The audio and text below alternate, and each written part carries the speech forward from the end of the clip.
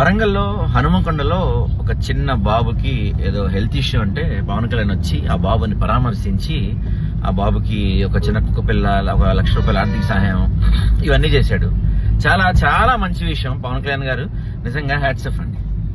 అయితే నాకు ఒక అనుమానం ఈ మధ్య, ఎందుకంటే ఒకప్పుడు పవన్ కళ్యాణ్ ఫ్యాన్స్ కదా, ఆయన ఏమైనా చేస్తే వావ్ సూపర్, కత్తి తోపు, మా అన్నంత అనుకునేటోళ్ళం మేము.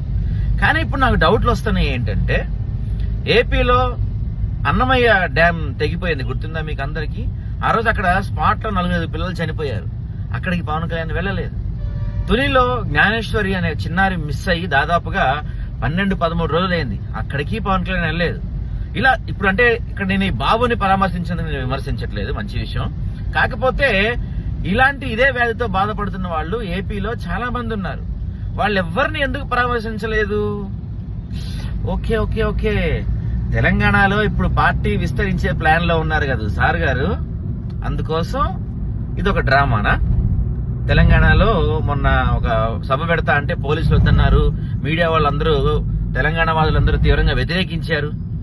ఇప్పుడు సో దాన్ని డైవర్ట్ చేయడం కోసం సార్ వారు నిన్న ఆ పిల్లోడిని కలిసి ఇక్కడ ఒక డ్రామా ప్లే చేశారు. అంతే, నిజంగా డ్రామా ప్లే చేశారు.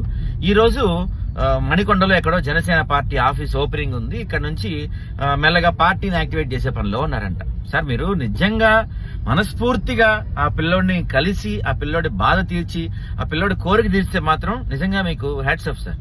కానీ రాజకీయ అవసరం కోసం, తెలంగాణలో మీ పార్టీ బలోపేతం కోసం దీన్ని ఒక డ్రామాలా వాడుకుందామని చేస్తే మాత్రం జెన్జీ అంతా గమనిస్తూ ఉంది. ఈ పాత రోజుల్లో స్కిట్లు సార్ ఇవన్నీ. ఇప్పుడు జనం మారిపోయారు, అప్డేట్ అయిపోయారు. ఏం చేసినా ఇట్టే కనిపెట్టేస్తున్నారు. కొంచెం అప్డేట్ అవ్వండి మీరు కూడా. పవన్ సార్.